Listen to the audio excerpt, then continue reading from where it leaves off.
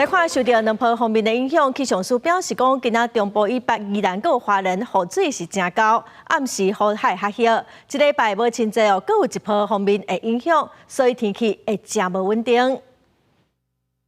今天白天的电样降水预报显示，主要的降雨的区域还是分布在中部以北、宜兰跟花莲地区，尤其在北部宜兰，还有在中部的山区这边雨势还是比较明显的。我们目前仍然针对了部分县市发布了大雨特报。那一直到了明天的这一段时间的话，我们可以发现锋面呢有逐渐的往北这边，在新的一道锋面逐渐在华中这边形成，所以水气上离台湾就比较远了。所以在8号。一直到9号的白天这一段时间，各地的天气都是比较稳定的。10号、11号这2天的话，预计会是整体来说天气最不稳定的一天，一直要到12号，锋面南移到巴士海峡之后，各地的降雨才会由北而南逐渐的趋缓下来。